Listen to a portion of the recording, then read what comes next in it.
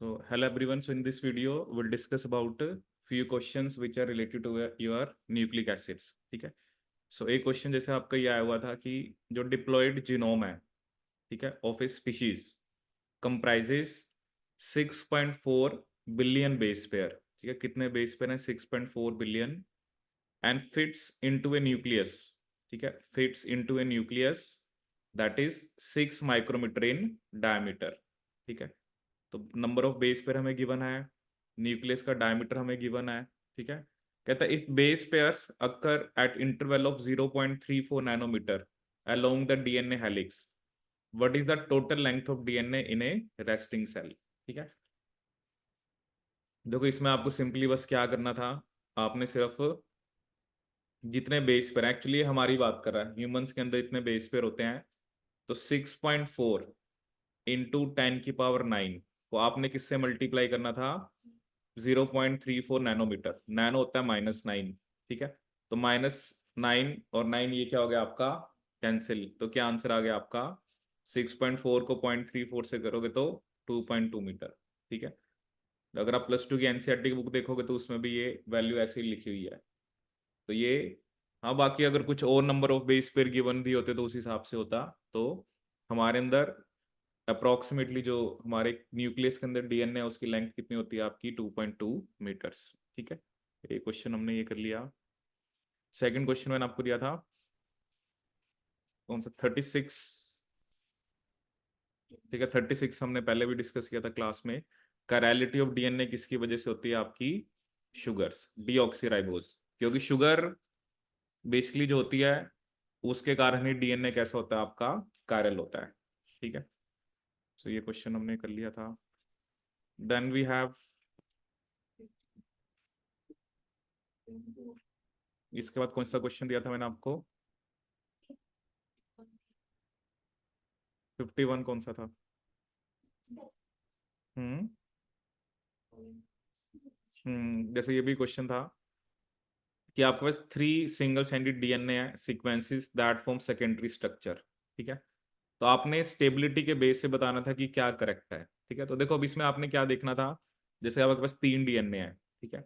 तो स्टेबिलिटी के लिए हम जी और सी देखते हैं. ठीक है. तो जैसे अगर हम फर्स्ट वाले को देखें तो इसमें 1, 2, 3, 4, 5. तो जी और सी मिला के 5 है. ठीक है. दूसरे में अगर देखें तो 1, 2, 3, 4, 5, इसमें भी 5 है. ठीक है. थर्ड वाले में देखें तो 1, 2, 3, 4, 5, 6, 7, 8, 9. ठीक है. तो ऑब्वियसली जिसमें जीसी ज्यादा है वो सबसे ज्यादा स्टेबल है. ठीक है. तो वैसे एक ही ऑप्शन में है. और ए और बी में चलो जीसी सेम है, बट जिसकी लेंथ कम होगी वो ज्यादा स्टेबल होगा. ठीक है. तो इसका आंसर क्या होगा आपका? सेकंड. ठीक है. तो ऐसे इस टाइप के क्वेश्चन में आपने जीसी कंटेंट देखना होता है. ठीक है. फिर नेक्स्ट था 59. ठीक है. अब इस क्वेश्चन में उसने आपसे क्या पूछा था कि कहता है जीनोम है बैक्टीरिया का.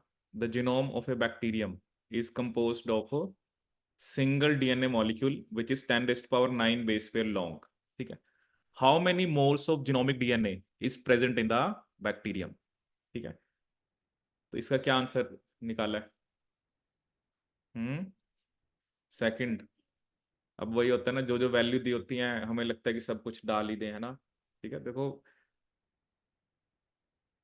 तब आपने क्या करा कि मतलब 10⁹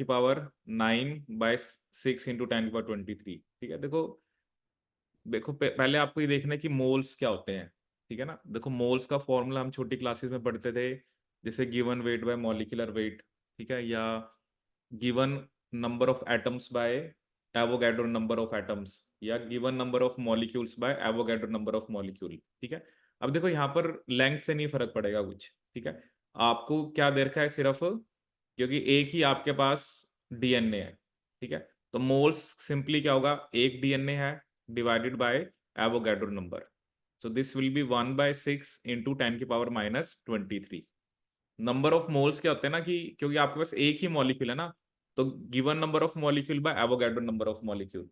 ठीक है. तो ये नहीं है कि अब यहाँ पे कुछ भी होता, मतलब वो 10⁻6 होता, 9 होता, 12 होता, डजेंट मैटर. ठीक है. तो जब आप नंबर ऑफ मोल्स निकालते हो, क्योंकि यहाँ पर आपको मॉलिक्यूल्स के टर्म में निकालना था. ठीक है. तो given number of molecule by Avogadro number of molecule. तो ये आपका आंसर आ गया। ठीक है, नेक्स्ट कौन सा क्वेश्चन दिया था मैंने आपको? इसके बाद कौन सा क्वेश्चन दिया था? 7 103 और 116।